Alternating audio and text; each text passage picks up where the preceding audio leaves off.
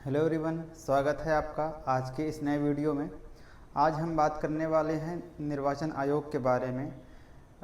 जो भारत का निर्वाचन आयोग है उसके बारे में कि उसका क्या क्या कार्य होते हैं और उनकी जो सदस्य हैं, निर्वाचन आयुक्त हो गए, उनके जो अन्य सदस्य हैं उनकी नियुक्ति कौन करता है, कैसे होती है और फिर उनका जो कार्यकाल होता है वह कितने वर्ष का होता है।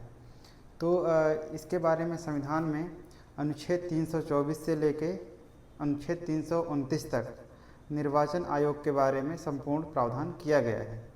अनुच्छेद 324 ये कहता है कि भारत के जो भारत में निर्वाचन कराने के लिए एक निर्वाचन आयोग होगा, जिसमें एक मुख्य आयुक्त होगा और अन्य आयुक्त होंगे, जैसा कि संसद विहित करता है। यानी कि एक मुख्य निर्वाचन आयुक्त तो होगा, लेकिन अन्य दो आयुक्त होंगे। एक अन्य जो मुख्य आयुक्त के अलावा अन्य एक कितने आयुक्त होंगे यह निर्धारित कौन करेगा? संसद करेगा। विधि के द्वारा एक विधि बनाएगा और उसके द्वारा वह क्या करेगा कि दो अन्य या तीन अन्य जितने भी वो अन्य आयुक्त नियुक्त करना चाहता है वह नियुक्त कर सकता है। और इनका जो कार्यकाल होगा वह 65 वर्ष की आयु या 5 वर्ष जो भी पहले हो उन तक इनका कार्यकाल रहेगा। और अनुच्छेद 325 ये कहता है कि कोई भी व्यक्ति यानी किसी भी धर्म का हो, किसी भी जाति से हो, लिंग, जन्म स्थान के आधार पर उसको अपात्र नहीं कर सकते। यानी कि कोई व्यक्ति ऐसा किसी को इस आधार पर वोट देने से नहीं रोक सकते कि वह इस फलाने धर्म का है या वो इस धर्म से संबंधित है या उस स्थान से है, उस जाति से। इस आधार पर किसी भी व्यक्ति को वोट देने से नहीं रोका जा सकता। और अनुच्छेद 326 ये कहता है कि जो लोकसभा का चुनाव होगा और राज्य विधानसभाओं का चुनाव होगा वह वयस्क मताधिकार के आधार पर होगा, है ना। आर्टिकल 326 कहता है। और फिर एक अनुच्छेद है 329, वो ये कहता है कि निर्वाचन संबंधित जो भी मामले होंगे, यानी किसी प्रकार का विवाद होता है या किसी भी प्रकार का जो होता है, किसी भी प्रकार का विवाद या कोई ऐसी चीज़ आती है तो कुछ घटना होता है या फिर कुछ विवादित मामले होते हैं चुनाव से संबंधित, तो वो मामले जो है न्यायालय उस मामले को न्यायिक हस्तक्षेप से वर्जित रखा गया है ना। इनके निर्वाचन आयोग में कितने सदस्य हैं?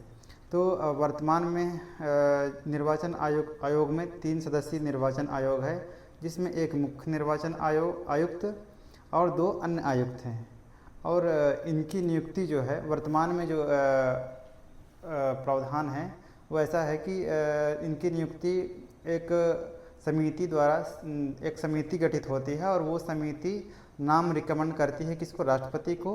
और राष्ट्रपति इनको जो है निर्वाचन आयोग और निर्वाचन आयुक्त और अन्य आयुक्त के रूप में नियुक्त करता है। वो समिति 3 सदस्यीय समिति होती है, जिसमें होते हैं एक प्रधानमंत्री और एक होता है प्रधानमंत्री द्वारा नियुक्त कैबिनेट मंत्री और तीसरा होता है लोकसभा का विपक्ष का नेता, है ना।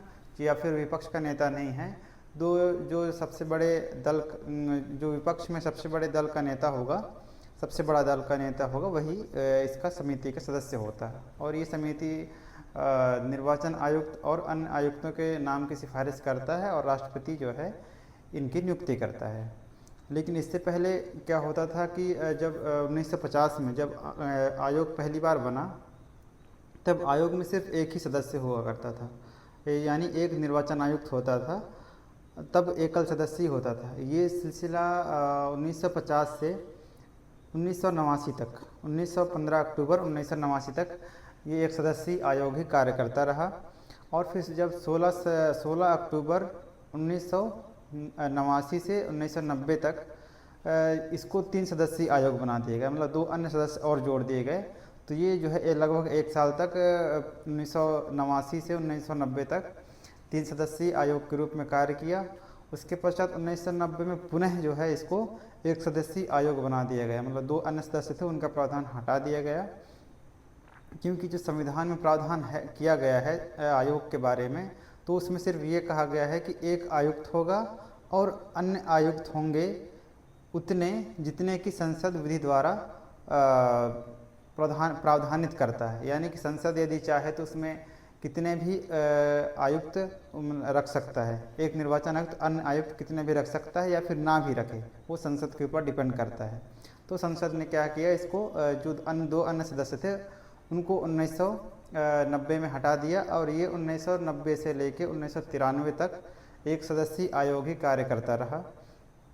उसके पश्चात पुनः इसमें क्या हुआ कि संसद ने एक विधि कानून बनाया और फिर जो निर्वाचन आयोग है उसको 3 सदस्यीय आयोग कर दिया, यानी कि एक मुख्य निर्वाचन आयुक्त और दो अन्य निर्वाचन आयुक्त। तब से ये 3 सदस्यीय आयोग ही कार्य कर रहा है।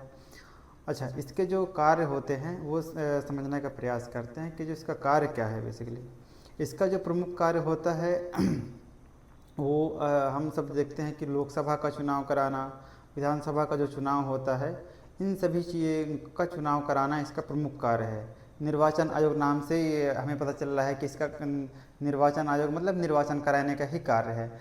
तो जो लोकसभा के चुनाव होते हैं, राज्यों की विधानसभाओं के निर्वाचन होते हैं या फिर राष्ट्रपति उपराष्ट्रपति के निर्वाचन, इन सभी का निर्वाचन जो है निर्वाचन आयोग द्वारा ही कराया जाता है।